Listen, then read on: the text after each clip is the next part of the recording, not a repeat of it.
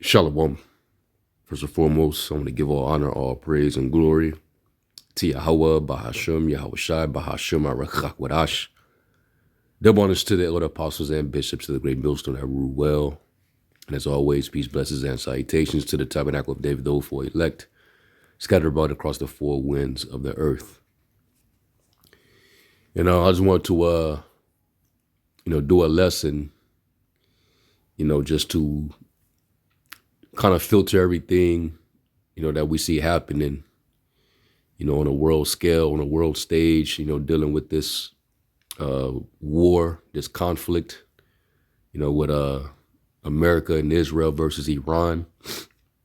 And ultimately, what the results will end up looking like, as we, get closer and closer, towards that day.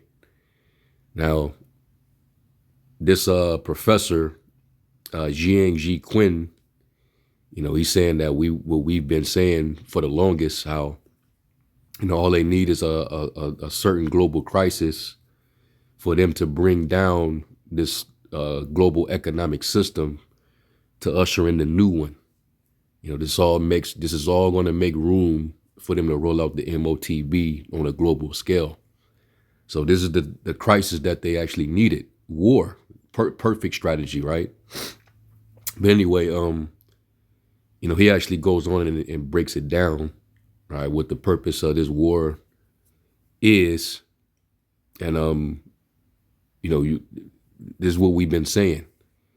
The powers that be, the elite, they want to reduce the world's population, to a certain number. They don't want to share the world's resources with too many people. So this is the best, perfect method to, reduce the world's population. And two, they'll also be able to gather all the resources that they covet after. And we always bring out Habakkuk, the second chapter, how it describes his desire as Sheol, as death. All right, he can never be satisfied, so that's why he can never stay put. He can never be a keeper at home. All right, he's constantly, trying to remove landmarks and so on and so forth. So he's gonna break this down, what the purpose of all this is.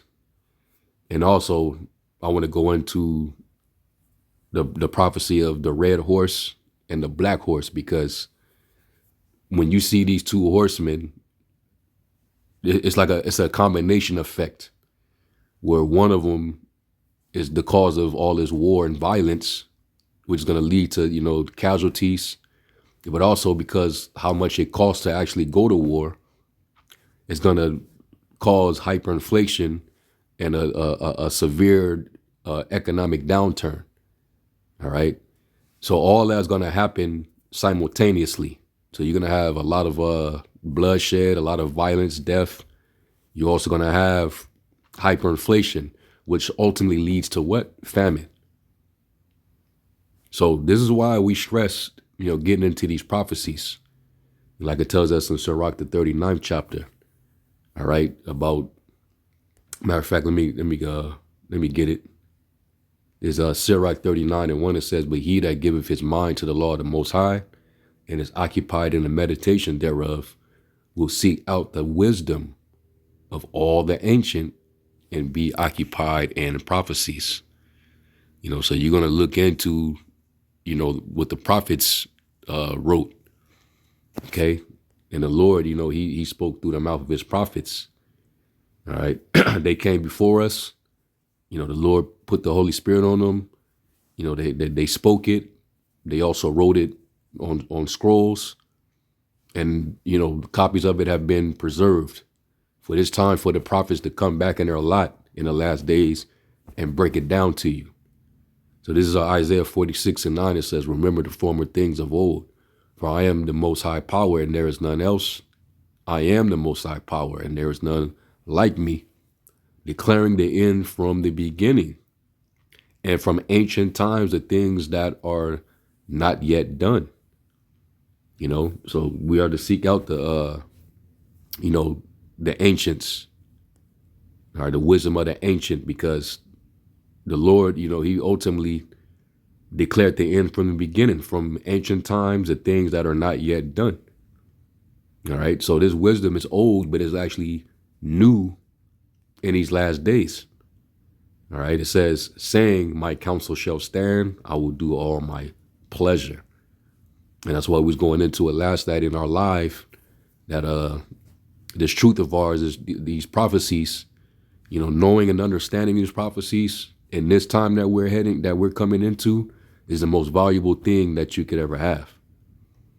All right, because you won't be blindsided. None of these things that we're undergoing, all these different crises in the world, it will not overtake you as a thief.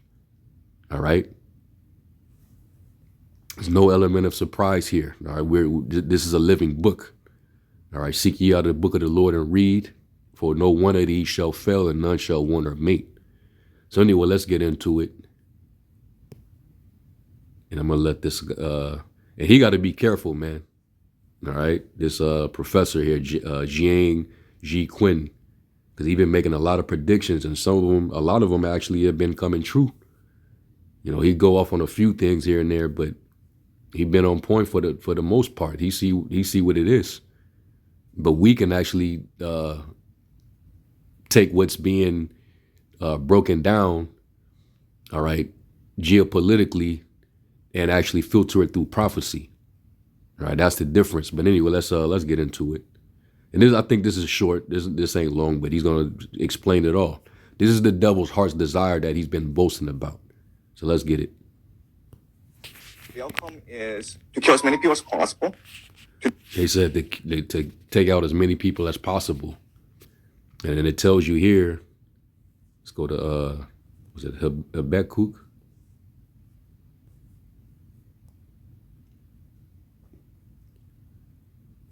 Habakkuk 2 and,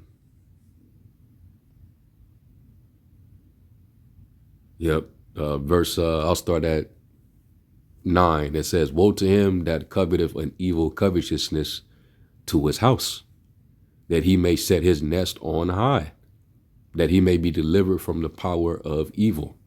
He's going to basically secure himself with all these different, all the wealth that he's accumulated through these wars, through the banking system, injuring economies, destabilizing governments, war on the middle class, the corporate elite getting more and more rich while, the disparities, the economic disparities is continuing to widen. All right, more and more people are falling into, the low class poverty level. All right. So, and it's not going to end. All right. As long as he's in power, it won't end. All right. It says, thou hast consulted shame to thy house by cutting off many people, and hast sinned against thy soul. And the Most High is numbering this guy. They're talking about the top elite class of Esau. All right. They hide in the shadows. All right. Behind their wealth and their security, and they causing all this death and bloodshed on the earth. So it says, thou hast consulted shame to thy house. All right. You Edomites, especially the top ones, by cutting off many people. All right. Basically genocide, reducing the population through various methods. And that's why the scriptures, we always quote it. Paul said, lest Satan should get an advantage of us, for we're not ignorant of his devices. It's not a coincidence that, they the Georgia Guidestones got blasted, but the agenda is still being carried forth. And I believe it actually sped things up, after they did that. And now all these different wars, new wars, diseases, all of the food being called back, recalled, because they're poisoning basically the food supply. Anything to reduce the world's population, that's what's in effect right now. Okay.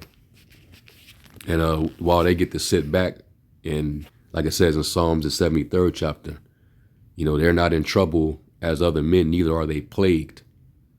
So the Most High is just going to preserve these devils, man. James, the 5th chapter. How ye, you rich man. You think that you're going to, hoard up all these riches for yourself in the last days.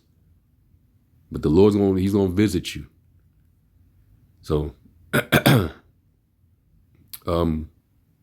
verse 11 says, for the stone shall cry out of the wall, and the beam out of the timber shall answer it.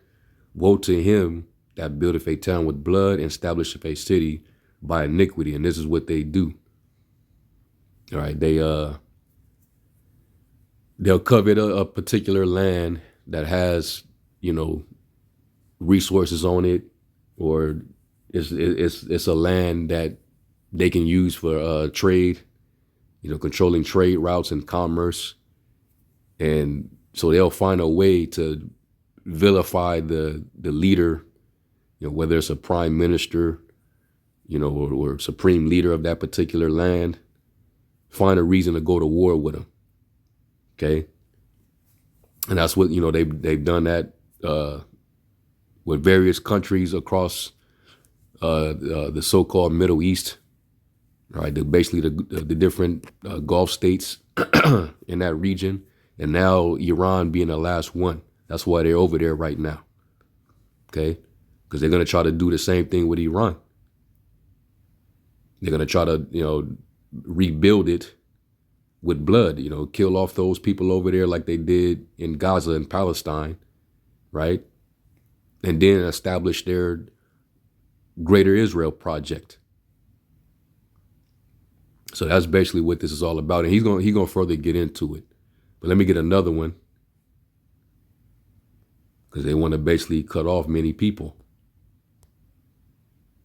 And what better way to do that than to, cause these wars, all this warfare around the world, even, disease, bio warfare, pestilences, squeezing the people of their resources, causing the people to starve and become desperate. So now people are actually turning on each other. So this is Isaiah 10 and verse 7. Let me read this one in the NLT. This is dealing with the king of Assyria, which we apply to Esau as well. It is Isaiah 10 and 7. It says, but the king of Assyria will not understand that he is my tool, which that's all Esau is. He's the scriptures talk about, because Esau was blessed with that sword, and he would live by that. And then when you read Revelation 6 and 4, talks about that red horse, and then unto him was given a great sword. So anywhere you see these global conflicts, Esau, he's right there, facilitating it. He's funding the proxies, the paramilitaries that's there, the so-called terror groups. He fund and arm them. You got the Mossad agents getting caught trying to, plot. So it says, his mind does not work that way. His plan is simply to destroy, to cut down nation after nation, and that's ultimately what Esau wants to do. All right, until he can get everybody in submission. So when you go back to Habakkuk 2,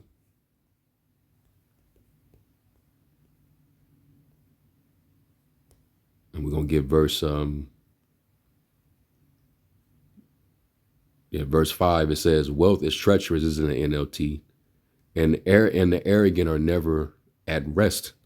They open their mouths as wide as the grave, and like death, they are never satisfied. They're like straight up cannibals. All right, and that's a pun intended, man.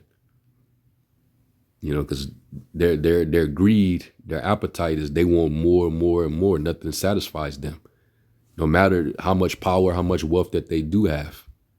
The scriptures describe them as being fattened. They have all that a man could desire. but violence still covers them.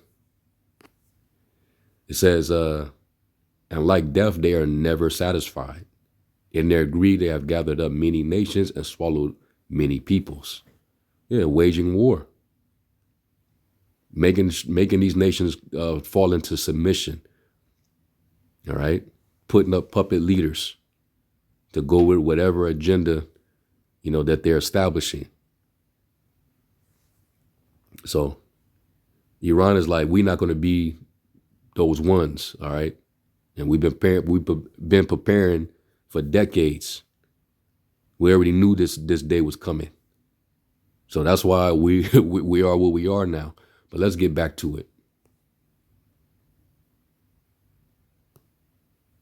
To destroy the entire global economy, to destroy Iran, to force the United States out of the Middle East, to destroy the Gulf nation states, to suck Turkey into the war. Yeah, they want to get rid of Islam as a dominating force in the so-called Middle East. They want to replace it with, the Zionist regime and see how far they can actually expand that. All right, they spread themselves in power as that green bay tree, as it says in Psalms, the 37th chapter. So that's what all this war is all about. All right. But they know it's going to lead to, declining of the global population, which is also what they want. So this is like, two birds with one stone. To lead to the creation of the Great Israel Project and eventually Pax Judaica. Yeah, that's that evil covetousness, and then it also was at Micah 2. They covet fields. They take them by violence.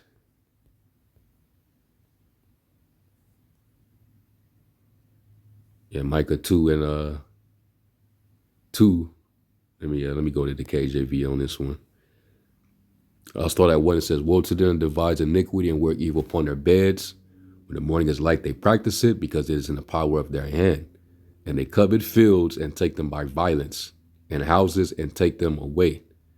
All right. And your house is basically what you possess, your inheritance, your heritage, which is, basically your land. All right. Esau, he if he wants it, he's swooping in.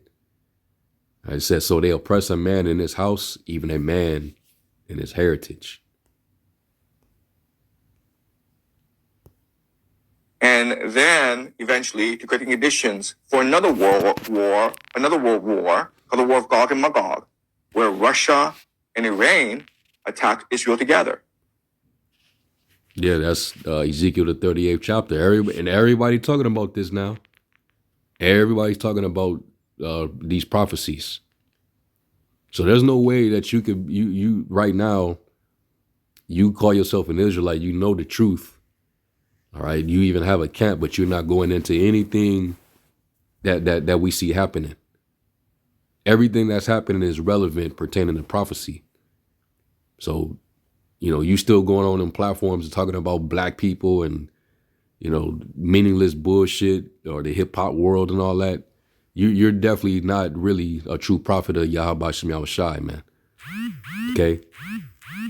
Nobody cares to talk about trivial shit when there's it's bigger fish out here. All right, things is going to start moving quickly and intensely. You ain't preparing the sheep. But yeah, he's talking about the war described in Ezekiel the 38th chapter, which we've been going into as well. All right, Turkey is going to be at some point involved. They're going to be dragged in too. You see that Turkey's name been popping up. They allegedly said that a missile was shot towards Turkey, and they was claiming that it came from Iran, but Iran basically refuted that and said that didn't come from us. So they're trying to get all these Arab countries, to basically fight each other. All right, and that's just another strategy that Esau's coming with, divide and conquer. But they're not falling for that. Yeah, Islam is a false religion. All right, the Lord ain't dealing with them, but they're both going to play a pivotal role in this world war. All right, when you read Joel 2, Joel 3, and it talks about these armies being removed, from the northern quarter into a land barren and desolate. The Lord is he's the one that's galvanizing and mustering the host of the battle. All right, that's why it's the tension is so high in that area of the earth. So yeah, Ezekiel 38. Gog, which is Russia, and then it talks about the Lord's going to put the hooks into their jaws and basically bring them forward, with their armies, their bucklers, their shields, all their military apparatus. And then who's going to be with them? Ethiopia, Libya, Persia. And then it talks about Gomer in the house of Tergama. And then it instructs Gog to be a guard unto them. So that's going to be the northern, extensive army that's going to fight against Babylon and Amalek. So this is all leading to that fulfillment of prophecy. So let's continue. Which will usher in the end of the world. That's a script. That's a plan they have in mind. So it's all been preordained. It's all been scripted out. And that's exactly what's going to happen. And it's only a question of like time frame, like how long. Yeah, but see, yeah, they're trying to do that, thinking that they can write their own will. Like the scriptures tell us. Let's go to Psalm 33, because it ain't gonna go the way they think it's gonna go. Because they're not the Most High. Psalm 33:10, it says, "The Lord bringeth the counsel of the heathen to naught. He maketh the devices of the people of none effect. The counsel of the Lord standeth forever. The thoughts of his heart to all generations." All right, so yeah, they going by plans and scripts, but ultimately, if it doesn't, if it ain't sanctioned by Yahweh Shem Yahushai, if it's not going according to this script, all right, the scriptures, the Bible, then at some point the Lord's going to thwart off their plans. Was that Proverbs 20? I think it might be 19.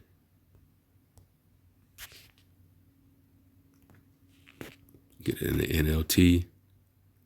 Yeah, Proverbs 19:21, it says, "You can make many plans, but the Lord's purpose will prevail." So these devils, they can plan all they want, but if it's not in accordance with the will of the Heavenly Father, then it could be the Lord can thwart it off. He can foil it.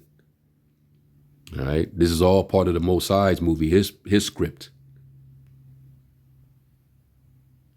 And it's not, like I said, it's not going to go the way they think it's going to go. All right, they're not going to win this. Everybody involved, China, they're not going to win. Russia's not going to win. They're going to be used, but they're not going to win. Okay, it's going to be a divine purpose performed against this ruling class, this last ruling class before the Lord returns. All right, and that happens to be the house of Esau, Edom. Especially their higher ups, the elite class. How long will this thing take? But they will send in ground troops into Iran. It will be a disaster. And Iran will be shattered. America will be forced out of the Middle East. And Israel will become the only standing power in the Middle East. That's what's going to happen. That's what they're hoping. That's what they're hoping for. All right. But Ezekiel 38 says that, they're going to think that evil thought. All right. Let's get that. And then we can't forget about the EU, the NATO countries that are angry with America over this. They're gonna turn on America, and they're gonna come against the horde too. Ezekiel 38.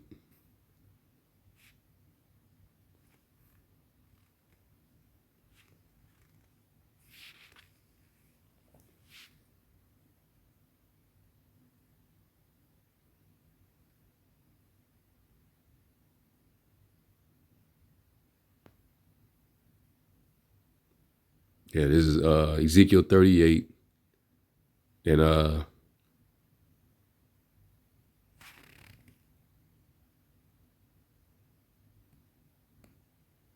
I'll start at 10. It says, "Thus saith the Lord power, it shall also come to pass that at the time shall things come into thy mind, and thou shalt think an evil thought.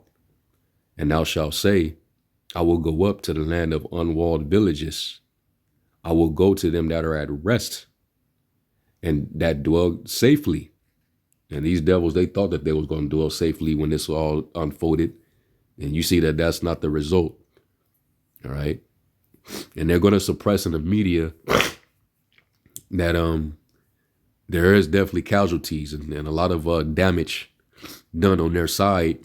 But they want to make it as if, you know, America is dominating and, you know, they're pretty much they got they foot on Iran's neck right now. You know, but if that's the case, then why were they suppressing people and telling people don't be putting out footage, don't be uploading videos of the Iranian strikes on Israeli infrastructure? You know, them sending their munitions, all right, hypersonic missiles getting through, penetrating their defenses, their air defense, pummeling their cities over there. So they're not dwelling safe at all. But you know where it's safe at right now? Still, here in Babylon, here in America. Isaiah 47, you're given to pleasures and dwell careless. He says, I will not know the loss of children. I will not suffer widowhood. You know? But what did he say is going to come in a sudden? Loss of children and widowhood. Now, basically, calamity is going to hit you despite of, you know, your sorceries, your spell casting, the lies that you perpetuate on mainstream media.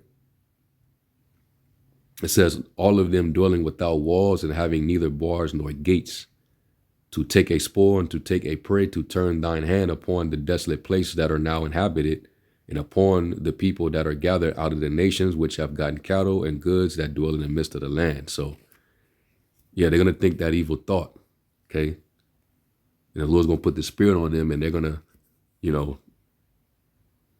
Israel's going to get shattered, and Babylon is going to get leveled, all right, clean, wiped out, all right? So that's what's going to ultimately happen.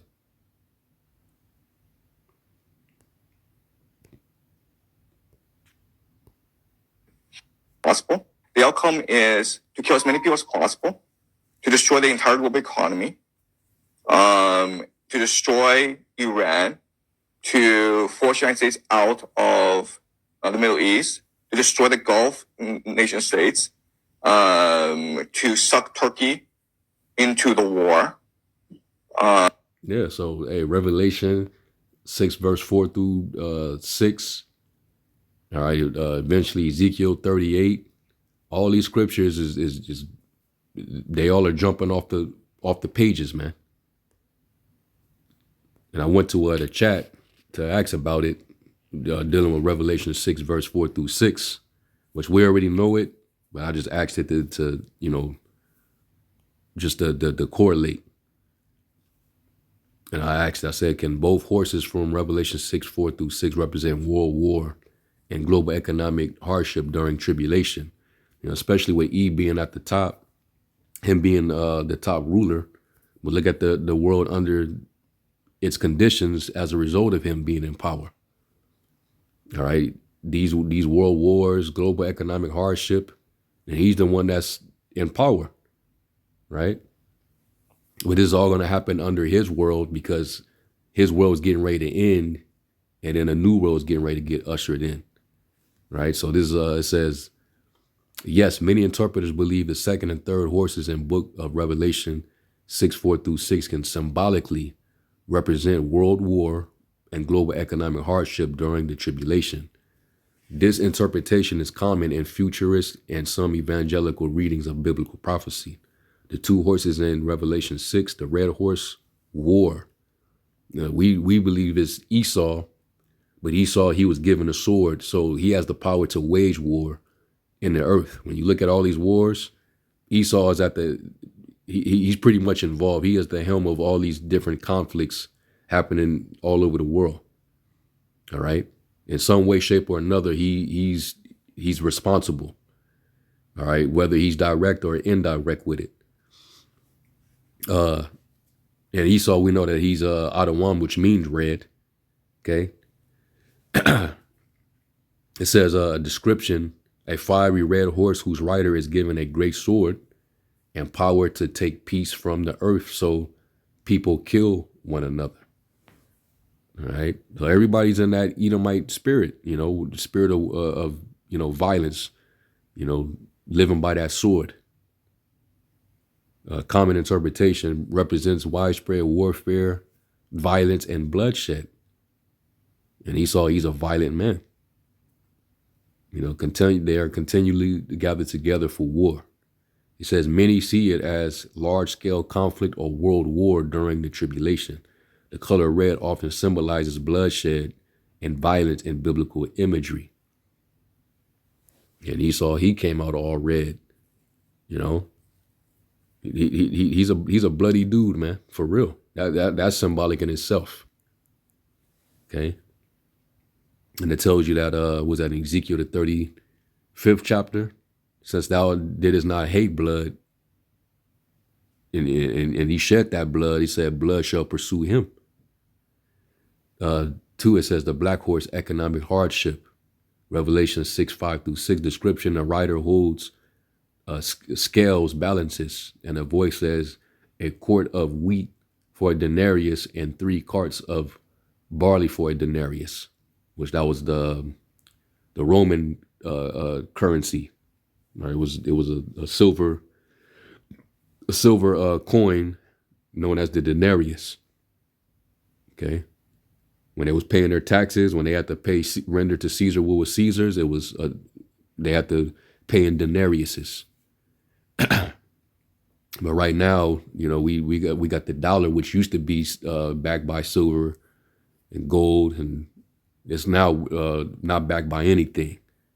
So they just print it out, and they're using it, most of it, to satisfy their military industrial complex while the people suffer.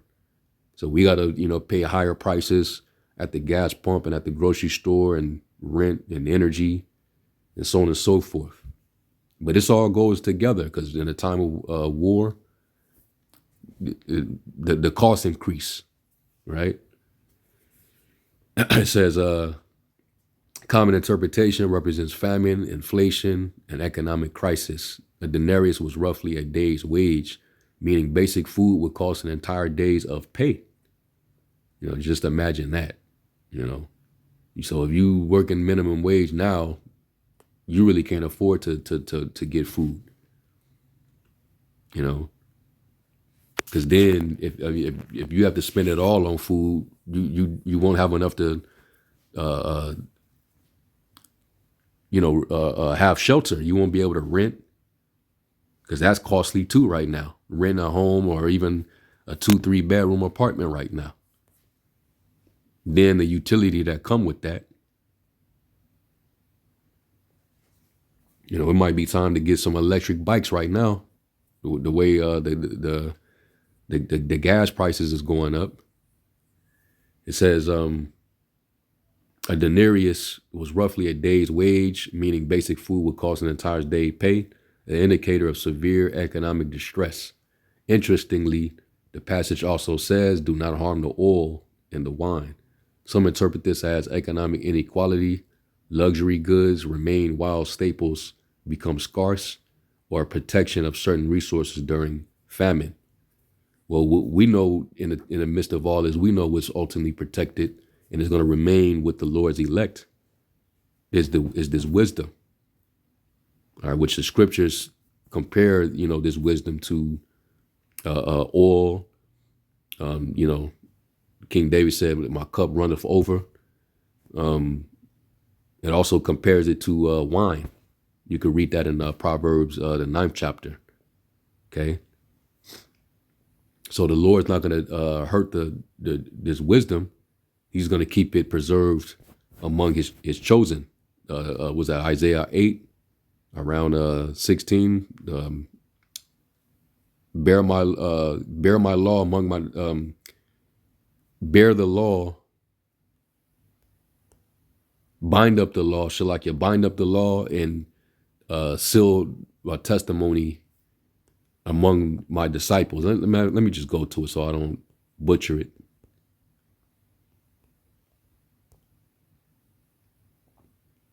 Because spiritually, this is the wine and the oil. All right. It says, Isaiah 8 and 16, it says, bind up the testimony, seal the law among my disciples. Because the rest of our people, they're not gonna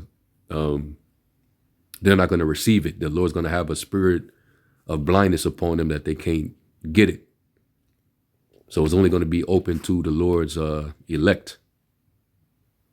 All right. That's why I said, and we was going into it last night, that this wisdom of ours, this truth, and also our faith, this is the most valuable thing you can possess right now. The hell with earthly riches, having a stockpile, a safe of money stored up. The hell with that. Having this. All right. The Lord said this, store your treasure in heaven where thieves cannot break through and steal, and mobs cannot, roughly paraphrasing. All right. Mobs can't corrupt and thieves can't break through and steal.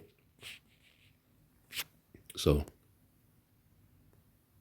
going back, it says, how they fit together. Many prophecy teachers see a sequence of worsening global crisis in the four horsemen: White House conquest or deceptive peace, the red horse, war, black horse, famine, economic collapse, pale horse, death from war, famine, and disease. Okay. And Esau, he's the one, man. All right. He's causing this war, which by default causes hyperinflation, which by default causes famine, economic collapse.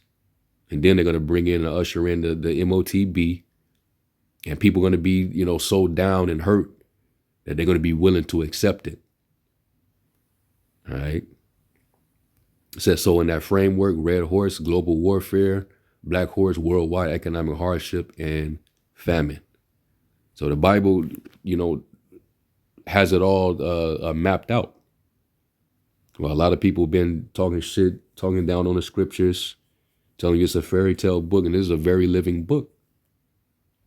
But these people, eventually they're gonna swallow their words. And it's gonna get, real hectic and dire for these people. And then they're gonna want to really come and seek the answers. And that's when the Lord's gonna bring the famine of the word. You ain't gonna get this oil. You ain't gonna get this wine. You're not gonna get this bread. You're not gonna get this water.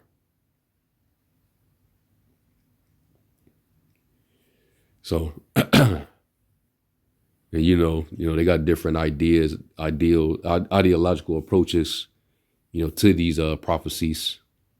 Futurist, preterist, historicist, idealist. So yeah, man. But I'm gonna end on that note, but I have to do a quick response to this because, these devils, this is them trying to carry out their plan. And like it says in Job, the 5th chapter, the Lord, he will disappoint the hands of the crafty that their hands cannot perform their enterprise. All right. So you're only going to get so far before the Lord, steps in. It's not going to go the way you think it's going to go. So anyway, with that, And we give all honor, all praise, and glory to Yahweh Shem Shai. And to the next lesson, Shalom.